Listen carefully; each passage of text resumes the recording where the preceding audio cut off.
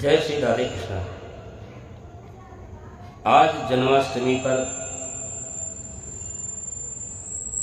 हम सभी को ढेर सारी शुभकामनाएं, शुभाशीष।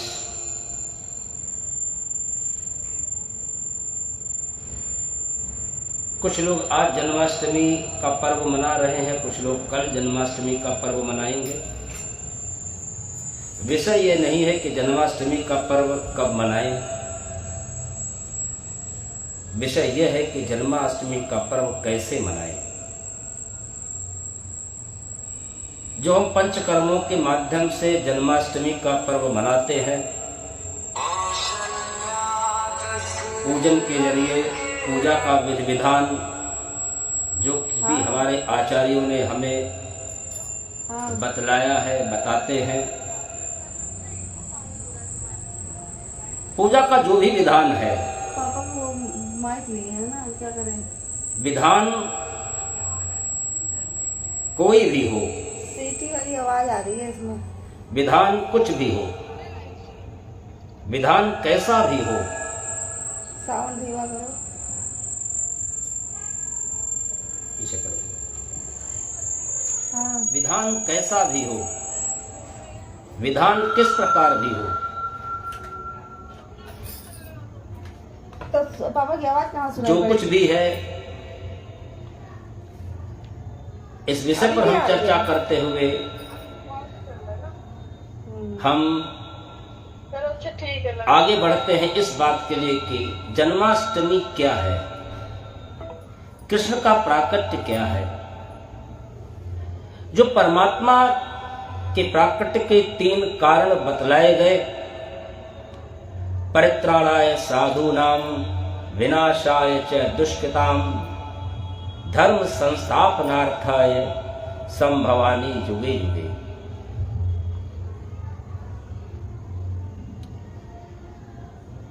परित्राणाय साधूनां, साधु पुरुषों की रक्षा, विनाशाय च दुष्कृतां, दुष्प्रवृत्तियों का विनाश, और धर्म संस्थापनार्थाय, धर्म की स्थापना। ये क्या है? साधु पुरुषों की रक्षा, दुष्टों का संहार और धर्म की स्थापना। हमारे अंदर जो कुविचार हैं, हमारे अंदर जो कुभावनाएं हैं, हमारे अंदर जो कलुषित भावनाएं हैं, उन्हीं का नष्ट हो जाना, उन्हीं की समाप्ति। हमारे अंदर दुष्प्रवृत्तियां न रह जाएं, हमारे अंदर की जो कलुषित भावनाएं हैं वो मिट जाएं, हमारे अंदर के काम, क्रोध, मोह, लोभ, दंभ, दुर्भाव और विद्वेष ये समाप्त हो जाएं। यही है दुष्प्रवृत्तियों का नाश, यही तो है दुष्टों का संहार। मनेव मनुष्याणाम बंध मोक्ष कारणम। मन ही हमारा सबसे बड़ा दुश्मन है। दुश्मन, दुश्मने दुष्प्रवृत्तियों वाला, मन माने यानी हमारा मन। हमारा मन जब दुष्प्रवृत्तियों से भरा होगा तो सत्पुरुषों का संचार कहां से होगा? आपके घर में जब तक कूड़ा करकट भरा है तब तक आपका घर स्वच्छ नहीं हो सकता, आपका घर साफ नहीं हो सकता। हमको अपने घर को अगर सजाना है, जैसे कि डोल हमने आज सजाए हैं, जन्माष्टमी पर भगवान का डोल सजा रहे हैं, तो सबसे पहले हमने सफाई की होगी, कूड़े के करकट को हटाया होगा, घर को साफ किया होगा। उसी तरह से पहले हम अपने मन को स्वच्छ और निर्मल तो बनाएं, वरना हम जन्माष्टमी कैसे मनाएंगे? तो अगर हमारे मन की जो कलुषित भावनाएं हैं अगर वो मिट जाएंगी, अगर वो समाप्त हो जाएंगी,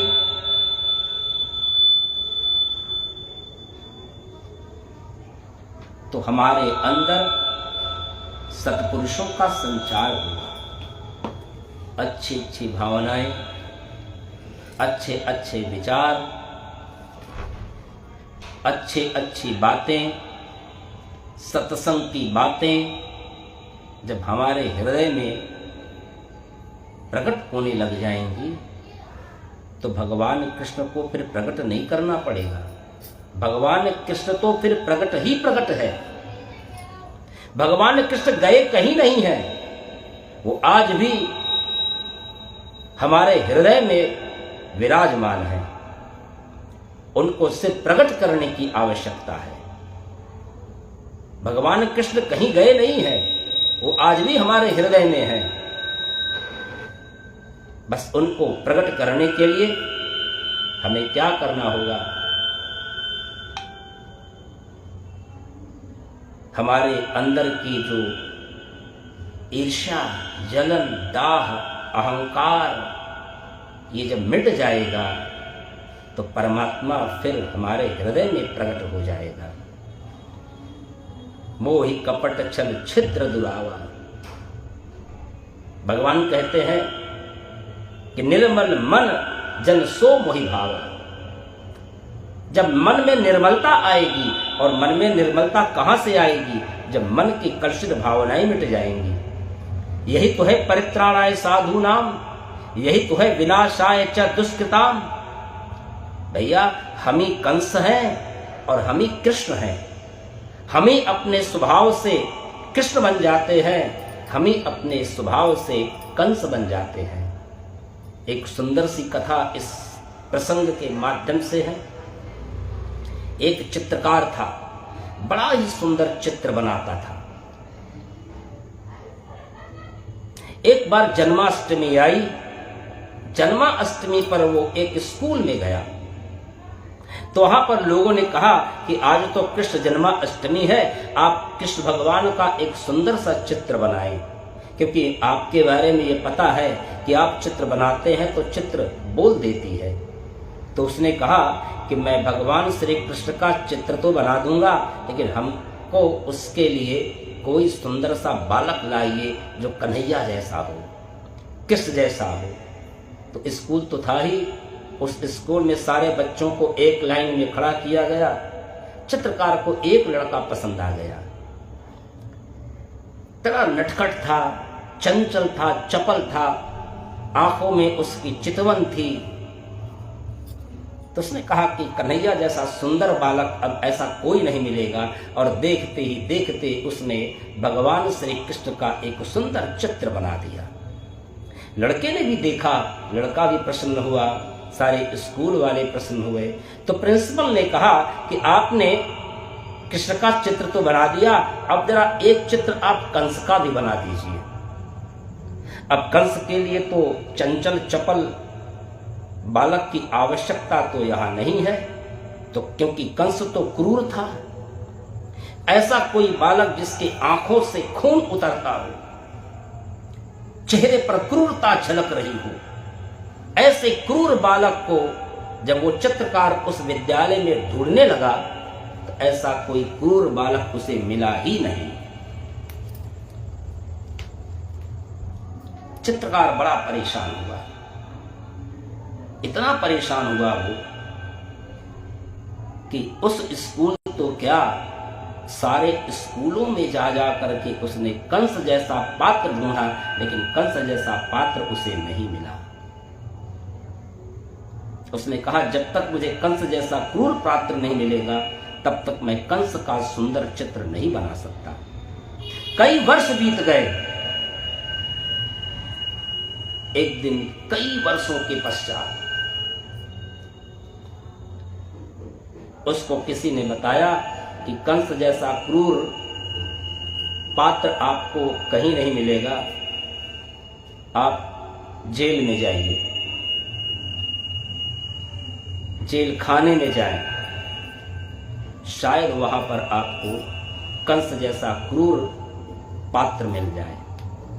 वो व्यक्ति जेल खाने में गया। जेल खाने में जाकर उसने कंस जैसा पात्र जब ढूंढा तो एक पात्र मिल गया। कंस जैसा क्रूर पात्र। उसने कहा कि आज मेरे बरसों की तपस्या पूर्ण हुई, मेरी बरसों की खोज आज संपन्न हुई, मुझे कंस जैसा क्रूर पात्र मिल गया। और उसने देखते ही देखते कंस जैसा क्रूर पात्र बनाया। सभी लोगों ने तालियां बजाई, खुशियां मनाई, उसको शाबाशी दी। तो उस पात्र ने कहा, जरा मैं भी देखना चाहता हूं कि आपने मुझको देख करके कंस जैसा आपने क्रूर पात्र कैसे बनाया। जब उसने चित्र को देखा तो मानो वो हंसा नहीं, मुस्कुराया नहीं, फूट फूट कर रोने लगा।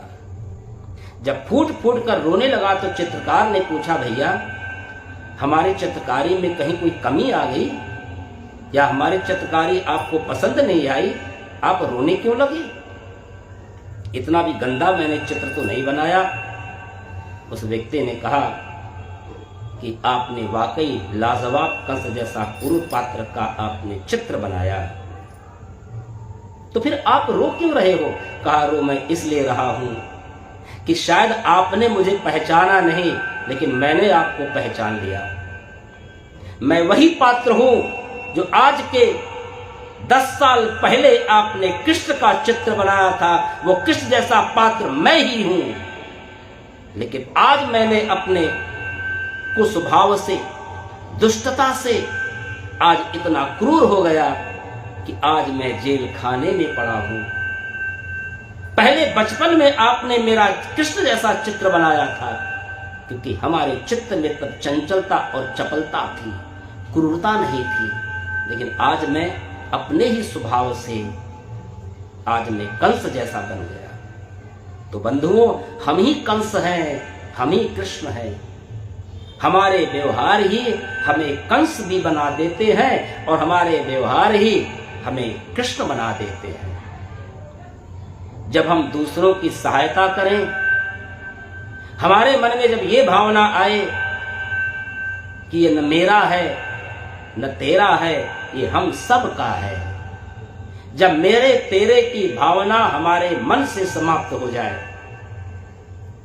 तो समझिए हमारे अंदर दुष्टों का संहार हो गया। क्योंकि सारी फसाद की जो जड़ है वो मैं है।